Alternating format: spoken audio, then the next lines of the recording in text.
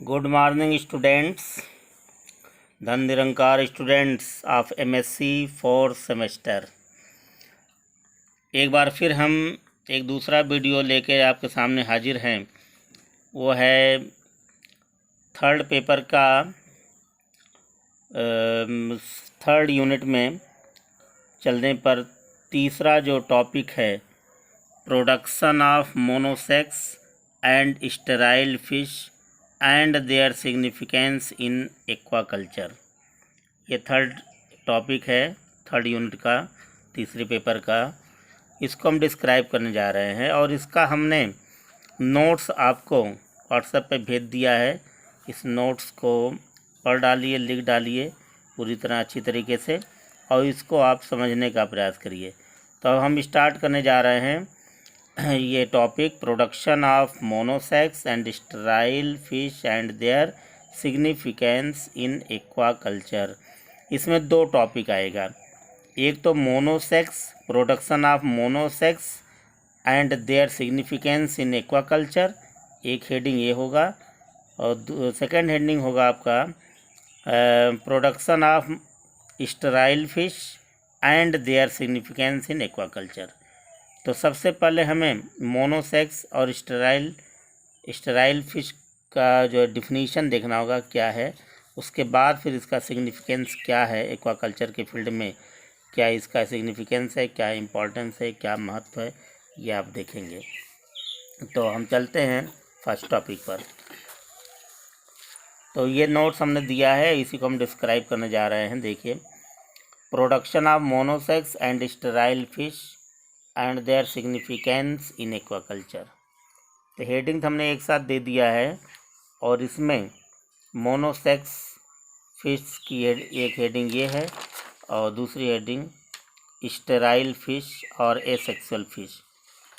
लेकिन इसमें आप कहेंगे ये सिग्निफिकेंस इन एक्वाकल्चर, इसका एक्वाकल्चर में सिग्निफिकेंस क्या है, इम्पोर्टेंस क्या है।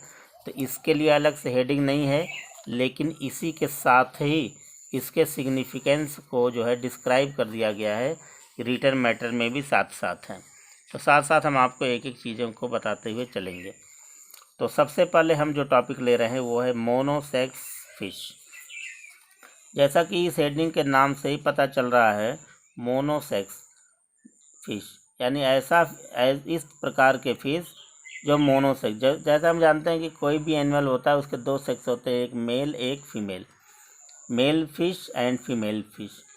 तो मोनोसेक्स मतलब एक ही सेक्स, यानी मेल या तो मेल हो या तो फीमेल, या तो सब के सब मेल या तो सब के सब फीमेल फिश हों।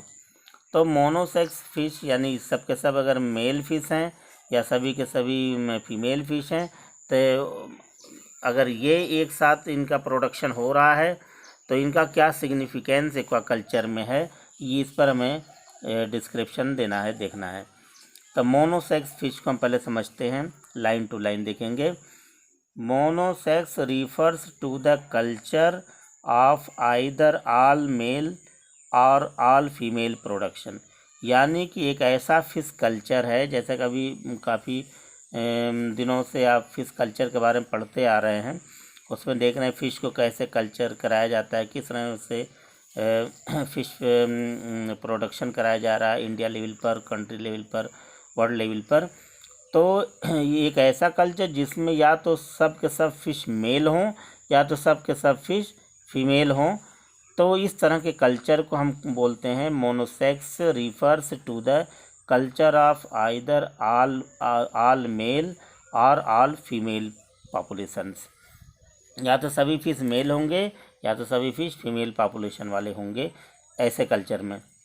अगर देखिए, ए short after approach in aquaculture, तो इस तरह का अप्रोच एक्वाकल्चर में देखने को मिलता है, यानी अब मिल रहा है, क्योंकि मॉडर्न एज में इस पर काफ़ी काम हुआ है। तो अगर देखें, monosex culture is based on the culture of fish by producing all males और all female depending upon the sex के आधार पर, यानी डिपेंडिंग अपॉन द सेक्स, सभी के सब मेल या सभी से सभी फीमेल होंगे या होना चाहिए या होते हैं। Which have better food conversion ratio and growth rate. अगर सब के सब अगर मेल हैं या तो सभी के सभी फीमेल हैं तो उसमें जो फूड कन्वर्जन रेशियो है या ग्रोथ रेट है वो काफ़ी बेटर होता है। यानी यही वो पर्पज़ है, यही वो एस्पेक्ट है, यही वो ज़रूरत है, रिक्वायरमेंट है इंसान का कि जिसके आधार पर ये मोनोसेक्स फिश कल्चर करने के लिए आगे बढ़ा और उत्सुक है और आज ये हर जगह धड़ल्ले के साथ पूरे वर्ल्ड में देखा जा रहा है। उसका वजह क्या है, जो मेन इसकी वजह है यानी जो सिग्निफिकेंस कहा जाए, साथ ही साथ हमने कहा था कि डिस्क्राइब करेंगे। अगर मोनोसेक्स फिश कल्चर अगर कराया जा रहा है तो इसका फ़ायदा यही होता है विच है बेटर फूड कन्वर्जन रेशियो। यानी कि जो हम फिश कल्चर कर रहे हैं तो फिश में जितने भी हम खर्च कर रहे हैं, जितने फूड मटेरियल उसको दे रहे हैं ग्रोथ के लिए, तो सब के सब फूड कन्वर्जन में कन्वर्ट हो सकते हैं और उसका ग्रोथ रेट अच्छा होगा। कोई भी फिशरमैन हो या कोई भी ऐसा बिजनेसमैन है जो ये बिजनेस कर रहा है, फिश कल्चर कर रहा है, वो चाहता है कि उसके फिश का ग्रोथ रेट अधिक हो और कन्वर्जन रेशियो भी ज़्यादा हो। इसलिए मोनोसेक्स फिश कल्चर जो है कि शुरू हुआ। Sex of fish genetically is determined by the sex chromosome. और अब ये दूसरा जो सवाल है कि आखिर ये मोनोसेक्स सभी के सभी मोनोसेक्स हों यानी सभी के सभी मेल फिश हों या सभी के सभी फीमेल फिश हों कल्चर में, ये कैसे संभव है। तो उसके लिए जो टेक्नोलॉजी सामने आई वो है sex of fish genetically is determined by the sex chromosome. क्योंकि कोई भी फिश मेल है या फीमेल है ये तो उस जेनेटिकली सेक्स डिटर्मिनेशन पे ही जो डिपेंड करता है। यानी कोई भी फिश मेल है या फीमेल है यानी कि उस फिश के अंदर सेक्स क्रोमोसोम्स हैं, वही डिसाइड करते हैं जेनेटिकली वो मेल होगा या फीमेल होगा। इतना तो हम ऑलरेडी पहले से जानते हैं, लेकिन ये कैसे होता है ये आगे देखेंगे। तो पैरा चेंज करने के बाद देखते हैं however for all male और all female productions of following procedures are maintained. यानी कि ऐसा प्रोसीजर मेंटेन करते हैं कि जिसमें सभी के सभी मेल फिश प्रोड्यूस हों या चाहे फीमेल प्रोड्यूस हों। The sex of fish is identified before maturity. कोई भी फिश मेल है या फीमेल है ये तो तभी पता चलता है कि जब वो मैच्योर होते हैं। And male and female are separated. और तभी वो मेल और फीमेल को अगर सेपरेट करना है तभी वो सेपरेट भी होते हैं। उसके पहले पता ही नहीं चलता कि ये मेल फिश हैं या फीमेल फिश हैं। यानी मैच्योरिटी का इंतज़ार करते हैं, age of maturity. The process is the process is laborious ये लोग ये laborious desired quality of male or females are not produced by the process. The process is laborious। यानी कि सभी के सभी मेल हों या फीमेल हों कल्चर में फिश, ये प्रोसेस एक लेबोरियस प्रोसेस है यानी बड़ी मेहनत वाला प्रोसेस है। इसमें लगातार मेहनत करना पड़ता है, लेबर करना पड़ता है।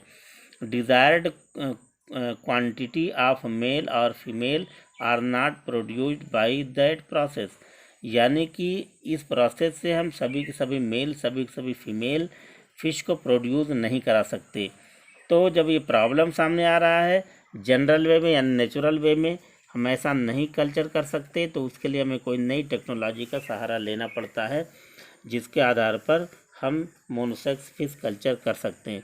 और जनरल वे में चाहे कि हम फिश कल्चर कर रहे हैं और सभी के सभी मेल फिश ही हों सभी के सभी फीमेल फिश ही हों, तो ये किसी के बस की बात नहीं है। यानी ऐसा प्रोसेस नहीं हो सकता, नेचुरल वे में ये संभव नहीं है, ये मुमकिन नहीं है। उसके लिए जो तरीके सामने आए हैं, जो टेक्नोलॉजी सामने आई है या जो थॉट साइंटिस्ट के सामने आए हैं वो आपके सामने यहाँ पे एक्सप्लेन किए जाएंगे। तो आगे देखेंगे इसके लिए कुछ ट्रीटमेंट्स हैं। देखिए treatment with sex hormones. Treatment with sex hormones it is another easiest way. यानी सेक्स हार्मोन्स के साथ फिश को ट्रीट करते हैं। ये एक मतलब नेचुरल वे के अलावा एक दूसरा जो है रास्ता है जिसके आधार पे हम मोनोसेक्स फिश कल्चर कर सकते हैं या ऐसा मोनोसेक्स कल्चर पूरे दुनिया में या जो है कि फिशरी फील्ड में कराया जा रहा है।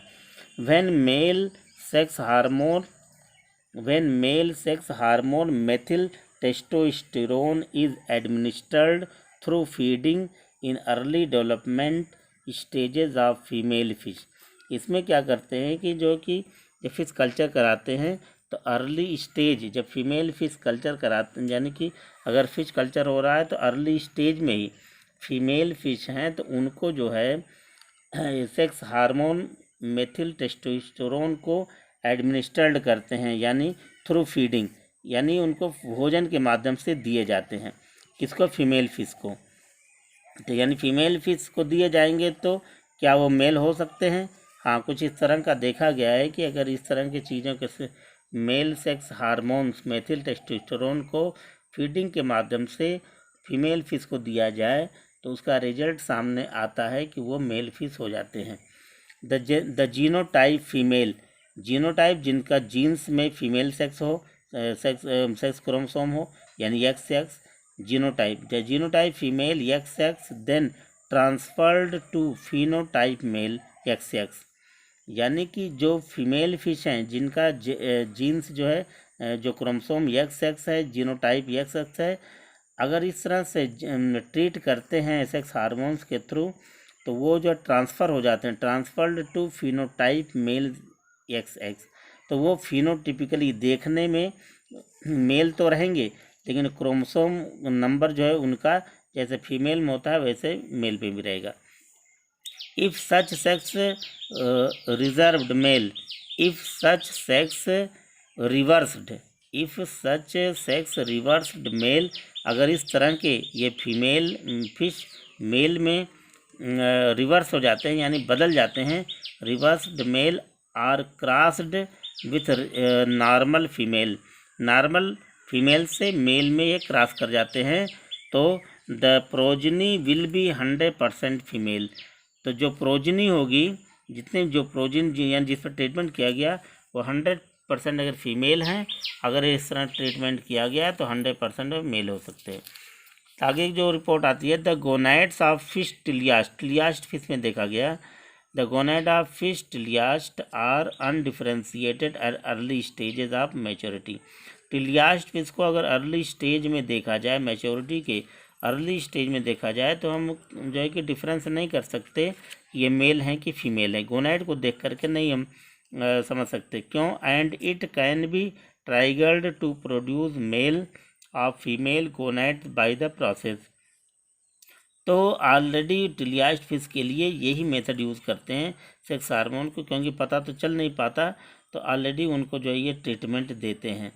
तो उसी को एग्जांपल देकर के यहाँ दिखाया गया है, sex reversed male normal female, जो नॉर्मल फीमेल हैं बाय नेचर जो फीमेल हैं, अगर उनको जो है क्रॉस कराया गया सेक्स रिवर्स्ड मेल से तो जो फर्स्ट जनरेशन में जो रेशियो आएगा वो 100% सब के सब फीमेल आ जाएंगे। इसके बाद फिर हम चलते हैं और एक्सप्लेनेशन में और क्लियर करते हैं मोनोसेक्स को। तो देखिए, therefore as production of sterile fish, therefore as production of sterile fish is not easy for commercial purpose। जैसे कोई फ़िश है स्टेराइल फ़िश, जैसे और एनिमल्स में जैसे गॉट में या और एनिमल्स में देखने को मिलता है कि उनकी बद्धी की जाती है, यानी उनके गोनाइड्स को जो है रिमूव कर दिया जाता है जिससे कि वो रिप्रोडक्शन में भाग न ले पाएँ और वो खाएं और खूब मोटे तगड़े हों जिससे उनको बेच के अच्छा पैसा लिया जा सके। उसी तरह फ़िश में भी स्टेराइल फ़िश कर दिया जाता है, यानी कि वो रिप्रोडक्शन में भाग न ले सकें, वो जो है कि रिप्रोडक्शन न कर सकें, ब्रीडिंग न कर सकें, और जिससे कि जो है वो सिर्फ उनका ग्रोथ सिर्फ ग्रोथ हो, तो ऐसे फिश को स्टेराइल फिश बोलते हैं। तो therefore as production of sterile fish is not easy, क्योंकि स्टेराइल फिश इस तरह का फ़िश बनाना कि सिर्फ स्टेराइल फिश हों जो ब्रीडिंग में भाग न लें, तो ये जो है कि बहुत आसान नहीं है कमर्शियल पर्पज़ से।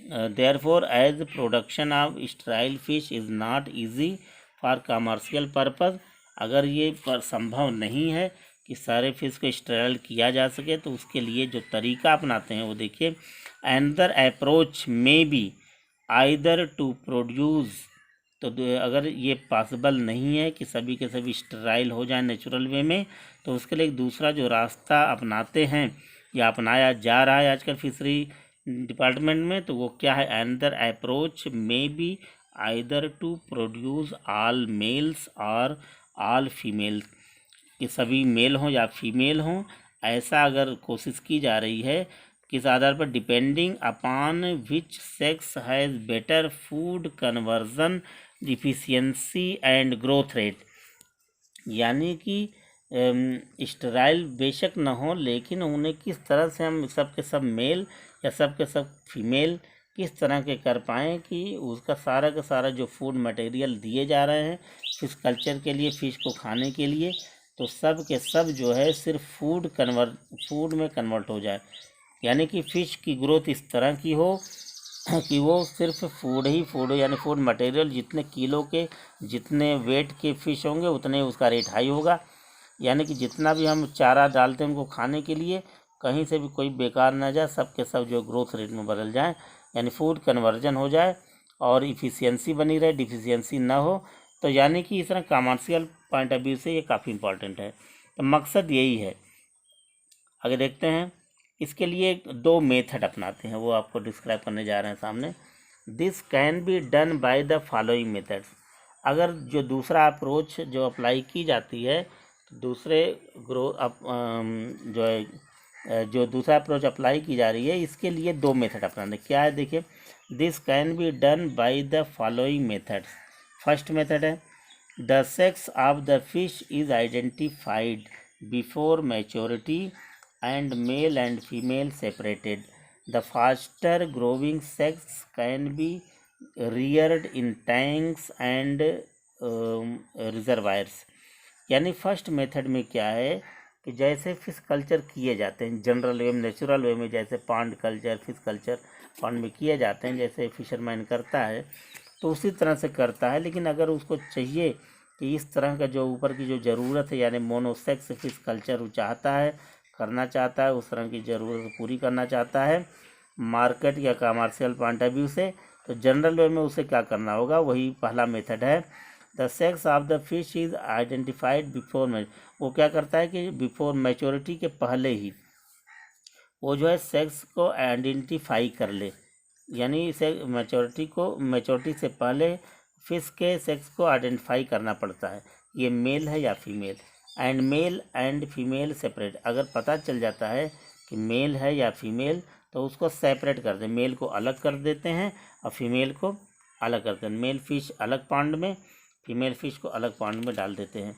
The faster growing sex can be Rudyard in tanks and, तो इनमें से जो मेल हो चाहे फीमेल, अब देखना पड़ेगा, केयर करना पड़ेगा कि इन दोनों में से मेल या फीमेल, जो फिश जल्दी ग्रो कर रही है, जल्दी उसकी साइज़ बढ़ रही है, ग्रोथ रेट जल्दी हो रही है, आगे बढ़ रही है, तो उसको क्या करते हैं कि फिर उस टैंक में फास्टर ग्रोविंग सेक्स को, यानी जो मेल या फीमेल जो फास्टर ग्रोविंग हैं, ग्रो करने वाले हैं, तो उनको जो टैंक में या रिजर्वायर में डाल देते हैं और फिर उसका जो है देख रेख करते हैं, फीडिंग कराते हैं, जिससे कि जल्दी वो ग्रो कर सके। एक मेथड तो नॉर्मल वे में एक ये है जो जनरल वे में कर सकते हैं अगर, लेकिन इससे बहुत प्रोडक्शन नहीं हो पाएगा, मार्केट वैल्यू पूरी नहीं हो पाएगी, क्योंकि नॉर्मल वे में ये कंडीशन अपनाते हैं। तो इसके लिए जो है कि साइंटिफिक जो मेथड अपनाना ही पड़ेगा, जो साइंटिफिक मेथड है वो सामने है।